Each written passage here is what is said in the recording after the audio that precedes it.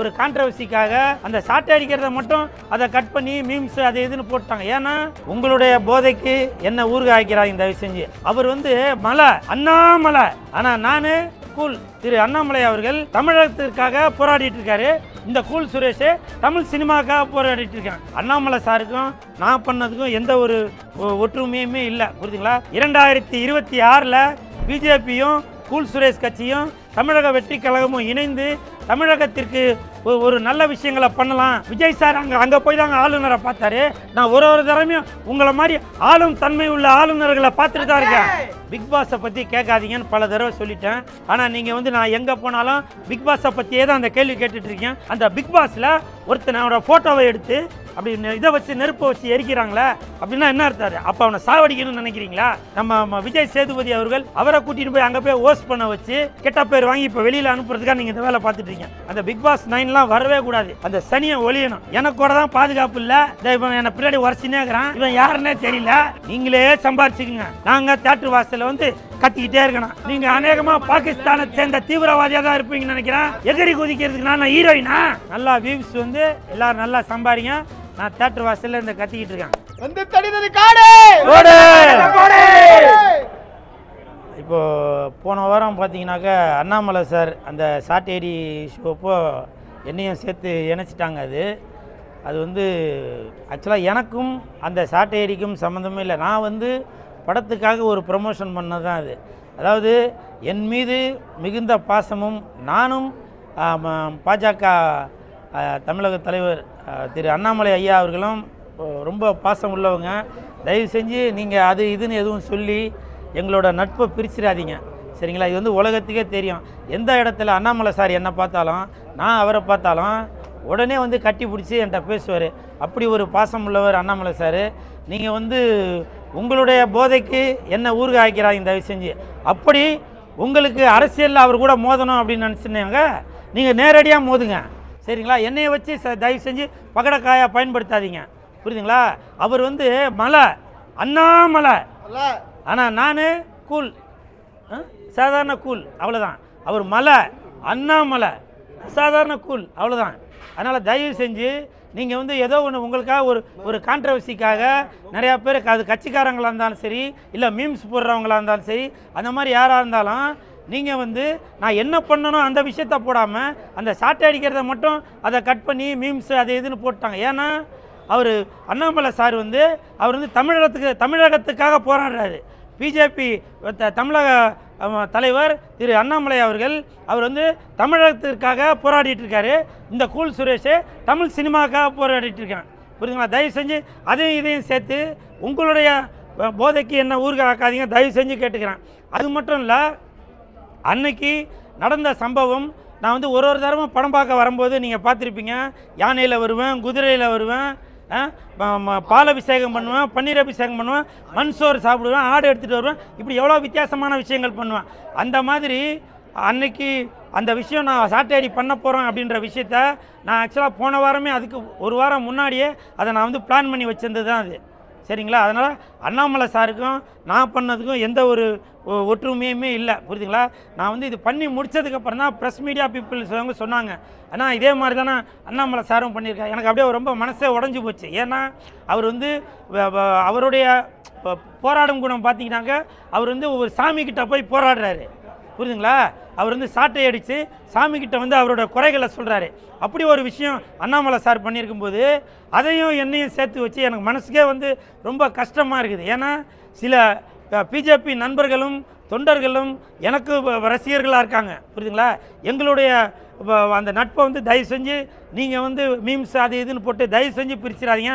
அது மட்டுமல்ல, வருகின்ற 2026 கேளுங்க, 2026 பிஜேபி கூட கூல் சுரேஷ் கட்சியும் சிஎஸ்கே கட்சியும் இந்த தமிழக வெற்றி கழகம் மூன்றும் இணைந்து ஒரு கூட்டணி அமைத்து 2026 பிஜேபியும் கூல் சுரேஷ் கட்சியும் தமிழக வெற்றி கழகமும் இணைந்து தமிழகத்திற்கு ஒரு நல்ல விஷயங்களை பண்ணலாம் அப்படின்னு சொல்லி நினச்சிட்டு இருந்தோம் 26 எலெக்ஷனில். ஆனால் நீங்கள் என்னென்னவோ பண்ணி காரியத்தை கெடுத்துருவீங்க போலையா. எனக்கு வந்து ரொம்ப ஒரு மனசுக்கு ஒரு கஷ்டமாக இருக்குது அது, சரிங்களா? நீங்கள் வந்து எங்களோட கூட்டணியை பிரிச்சிடாதீங்க, புரியுதுங்களா? தயவு செஞ்சு நான் கேட்டுக்கொள்கிறேன். அண்ணாமலை சார் நான் வந்து ஒரு மதிக்கக்கூடிய ஒரு தலைவர். அவர் மலை, நான் சாதாரண ஒரு கூல், அவ்வளோதான். புரியுதுங்களா? தயவு செஞ்சு உங்கள்கிட்ட மன்றாடி கேட்டுக்கிறேன். அதையும் இதையும் எல்லாத்தையும் ஒன்றா சேர்த்து எங்கள் நட்பை நீங்கள் பிரிச்சிடாதீங்க, சரிங்களா? ஏங்க அவர் விஜய் சார் அங்கே போய் தாங்க ஆளுநரை பார்த்தாரு. நான் ஒரு தடவையும் உங்களை மாதிரி ஆளும் தன்மை உள்ள ஆளுநர்களை பார்த்துட்டு தான் இருக்கேன். புரியுதுங்களா? நீங்கள் ஒரு ஆளுமை உள்ள ஆளுநர், நீங்கள் ஒரு ஆளுமை உள்ள ஆளுநர், நீங்கள் ஒரு ஆளுமை உள்ள ஆளுநர். நீங்கள் ஆளுநரை விட ஒரு படி மேலே தான் அப்படின்னு சொல்லுவேன். ஏன்னா இன்றைக்கி ப்ரெஸ் மீடியா பீப்புளுக்கு அப்படி ஒரு பவர் இருக்குது. அவங்க ஒரு விஷயத்தை வந்து அந்த இதில் போட்டு சொல்கிறதுக்கு முன்னாடியே நீங்கள் எல்லாத்தையும் பப்ளிஷ் பண்ணி இதுதான் சொல்லி மக்கள்கிட்ட கொண்டு போய் சேர்க்குறீங்க. அப்படி ஒரு ஆளுமைத்தன்மை உண்டு. அதனால் தயவு செஞ்சு கேட்டுக்கொள்கிறேன். அண்ணாமலை சார் என்னுடைய நெருங்கிய நண்பர். புரியுதுங்களா? தயவு செய்து நீங்கள் வந்து அவரையும் என்னையும் சேர்த்து வச்சு பேசாதீங்க. அவர் பண்ணது ஒரு தெய்வத்துக்கு சமமான விஷயம், நான் பண்ணது ஒரு சாதாரண விஷயம். அண்ணாமலை சார் தமிழகத்திற்காக போராடுறாரு, இந்த கூல் சுரேஷ் தமிழ் சினிமாக்காக போராடுறேன், அவ்வளோதான், சரிங்களா? அது வேற, இது வேற. அதாவது எல்லார் கூடயும் நட்பில் இருக்கிறவன் தான் இந்த கூல் சுரேஷ், புரியுதுங்களா? அதனால் தயவு செஞ்சு பிஜேபியும் கூல் சுரேஷ் கட்சி சிஎஸ்கே கட்சியும் இணைக்க விடுங்க, பிரிக்க பார்க்காதீங்க, சரிங்களா? நன்றி. அதே மாதிரி நான் உங்களுக்கு பல தடவை சொல்லிட்டேன், பிக் பாஸை பற்றி கேட்காதீங்கன்னு பல தடவை சொல்லிட்டேன். ஆனால் நீங்கள் வந்து நான் எங்கே போனாலும் பிக் பாஸை பற்றியே தான் அந்த கேள்வி கேட்டுட்ருக்கேன். நான் ஒன்று கேட்குறேங்க, போன வாரம் பிக் பாஸில் ஒரு ஃபோட்டோவை வச்சு கூட யார் யார் இருக்காங்களோ அவங்களோட ஃபோட்டோவை எடுத்து அதை எரிக்கிறாங்க. அது எரிக்கிறது எவ்வளோ பெரிய தவறு. ஒருத்தனை எரிக்கிறாங்கன்னா அதுக்கு என்னங்க அர்த்தம்? செத்து போனவனை தான் எரிப்பாங்க. அந்த பிக் பாஸில் ஒருத்தனோட ஃபோட்டோவை எடுத்து அப்படி இதை வச்சு நெருப்பை வச்சு எரிக்கிறாங்களே அப்படின்னா என்ன அர்த்தம்? அப்போ அவனை சாவடிக்கணும்னு நினைக்கிறீங்களா? அது மட்டும் இல்லை, செத்துட்டாலும் கூட பரவாயில்ல, பெல் அடிக்க சொல்கிறீங்க. செத்ததுக்கப்புறம் சங்கு ஊதி பெல் அடிப்பாங்களா? அந்த வேலை பண்ணிட்டீங்க. அப்போது பிக் பாஸ்ன்ற ஒரு நிகழ்ச்சி சமுதாயத்தை சீரழிக்குதா? இன்றைக்கி வீட்டில் சின்ன பசங்களாம் பார்க்கும்போது என்ன நினைப்பாங்க? இதெல்லாம் நீங்கள் வந்து சமுதாயத்துக்கு சொல்லிக் கொடுக்குற கருத்தா? சொல்லுங்கள். நல்ல மனிதர் நம்ம விஜய் சேதுபதி அவர்கள், கருப்பு கமலஹாசன் அவர்கள், அவரை கூட்டிகிட்டு போய் அங்கே போய் ஹோஸ்ட் பண்ண வச்சு அவரை வந்து கெட்ட பேர் வாங்கி இப்போ வெளியில் அனுப்புறதுக்காக நீங்கள் இந்த வேலை பார்த்துட்ருக்கீங்க. நீங்களே சொல்லுங்கள். எல்லோரும் கமெண்ட்டில் கண்டதாக பேசிக்கல, நானே பார்த்து உங்களை கேட்குறேன். ஒரு ஃபோட்டோவை எரிக்கலாமா? எரிப்பது எதுக்கு? எரிக்கிறது எதுக்கே சமம்? அது செத்து போனவனை எரிக்கிறது தான் அந்த வேலை பண்ணுவாங்க. நீங்கள் வந்து அதில் உள்ளவங்களை சாவடிக்க சொல்கிறீங்களா? நான் தான் தெரியாமல் தான் கேட்குறேன். அந்த ஃபோட்டோ எரியும் போது அந்த ஃபோட்டோவோட அந்த அப்பா அம்மா அவங்க வீட்டில் உள்ள ஃபேமிலியெலாம் என்ன நினைப்பாங்க? தன்னோட பையனை தன்னோட பொண்ணோட ஃபோட்டோவை எரிச்சாக்க அது என்ன அர்த்தம்? அது உயிரோடு இருக்கும்போதே நீங்கள் எரித்து பார்க்குறீங்களா? சாவடிக்கிறீங்களா? கொளுத்தி பார்க்குறீங்களா? சுடுகாட்டுக்கு போகாமலே எல்லா வேலையும் பண்ணுறீங்களா? சங்கு ஊதுறவனை கூப்பிடாமலே நீங்களே வச்சு சங்கு ஊதி பெல் அடிக்கிறீங்களா? அதுக்கு என்ன அர்த்தம்? பிக் பாஸ் என்பது இனிமேல் வரும் காலத்தில் அந்த பிக் பாஸ் 9லாம் வரவே கூடாது. பிக் பாஸ் 8ஓட அந்த சனியை ஒழியணும், புரியுதுங்களா? சமுதாயத்தை சீரழிக்கிற வேலை தான் நீங்கள் பார்த்துட்டு இருக்கிறது. நாட்டு மக்களுக்கு என்னங்க நீங்கள் நல்லா செஞ்சிட்ருக்கீங்க? இன்றைக்கி திமுக அரசு அவ்வளவு நன்மைகள் பண்ணி இன்றைக்கி என்னென்னவோ பண்ணிக்கிட்டு வராங்க.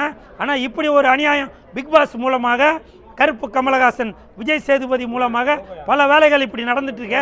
இது நியாயமா? சொல்லுங்கள். இது நியாயமா? தர்மமா? இதே கூல் சுரேஷ் எதுனா பண்ணாக்க அதுக்கு வந்து எல்லாரும் வந்து கோரஸாக வந்து குரல் கொடுப்பீங்களா? பிக் பாஸில் ஒரு ஃபோட்டோவை எரிக்கிறது அது எப்படி அது ஒத்துக்க முடியும்? நான் தாங்க சாவர வரைக்கும் நான் குரல் கொடுத்துன்னு தான் இருக்கேன், புரியுதுங்களா? ஒரே வழி தான் இருக்குது, அந்த ஃபோட்டோ மாதிரி எரிய வேண்டியதுதான், புரியுதுங்களா? வேறு எதுவும் வழியே இல்லை. அப்படி ஒரு இந்த தமிழ்நாட்டை சீரழிக்கும் விதமாக பிக் பாஸ் 8 நடந்துட்டுருக்கு. ஃபோட்டோவை எரிச்சிட்ருக்காங்க. ஒருத்தன் இவன் சும்மா இருந்தாக்க இவனை போட்டு நோண்டி அவனுக்கு கோபம் வர வச்சு இப்படிலாம் பண்ணி என்ன நிகழ்ச்சி அது? இது நான் வன்மையாக கண்டிக்கிறேன். இனிமேல் பிக் பாஸ் 9 வரவே கூடாது, புரியுதுங்களா? நன்றி. உண்மைதான், எனக்கு கூட தான் பாதுகாப்பு இல்லை. இவன் என்னை பின்னாடி உரசினே இருக்கிறான். இவன் யாருன்னே தெரியல. யாருக்கு தான் பாதுகாப்பு இருக்கு? நான் இந்த தேட்டருக்கு வரும்போது பஸ்ஸில் வந்தேன், அது முன்னாடி 2 பேர் உரசுறான், பின்னாடி 2 பேர் உரசுறான். ஏப்பா அரவிந்த், நீலாம் அதை கேட்க மாட்டியா? இப்படி பல பிரச்சனைகள் நாட்டில் இருந்துட்டு தான் இருக்குது, புரியுதுங்களா? நீங்கள் அந்த பிரச்சனையை சொல்கிறீங்களா? இப்போ கொஞ்சம் முன்னாடி அந்த கதாநாயகன் அசோக் வந்து சொல்கிறாரு, கட்டி பூச்சி சொல்கிறாரு, நீங்கள் தான் தமிழ் சினிமாவை வந்து கட்டி காத்துட்ருக்கீங்கன்னு. கட்டி காத்து என்ன அப்புறம் நீங்களே சம்பாரிச்சுக்குங்க, நீங்களே நடிச்சுக்குங்க, நாங்கள் தேட்டர் வாசலில் வந்து கத்திக்கிட்டே இருக்கணும். அப்படி தானே சார்? உண்மையா இல்லையா? முதல்ல இதுக்கு ஒரு நியாயத்தை சொல்லுங்கள், அப்புறம் உரசுறது தடவுறதுக்கு வந்து பேசுங்க. என்னங்கப்பா நான் ஒன்று கேட்குறவங்கள, நீங்கள் சிங்கத்துக்கிட்ட போய் சிங்கம் சிங்கம் கடிக்காத அப்படின்னா சும்மா இருக்குமா? பாம்பு பாம்பு கொத்தாதன்னா சும்மா இருக்குமா? நாய் நாய் கடிக்காதன்னா சும்மா இருக்குமா? அதுதாங்க இந்தியன், அதுதான் தமிழன். இப்போ நீங்கள் சொன்னது எப்படி தெரியுமா இருக்குது? ரோட்டில் நீங்கள் நடந்து போகும்போது ஒரு ஆக்சிடெண்ட் நடந்துச்சுன்னா அதை பார்த்துட்டு அப்படியே போயிருங்க, போய் காப்பாற்றாதீங்க அப்படின்னு சொல்கிறீங்க. இன்றைக்கி தமிழ் சினிமா காப்பாற்ற வேண்டிய சூழ்நிலையில் இருக்குது. புல் சுரேஷ் வந்து காப்பாற்ற வேண்டிய சூழ்நிலையில் இருக்குது. அதனால தான் நான் போய் காப்பாற்றுறேன். புரியுதுங்களா?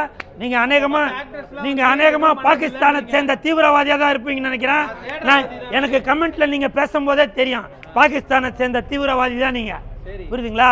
நன்றி, வணக்கம்.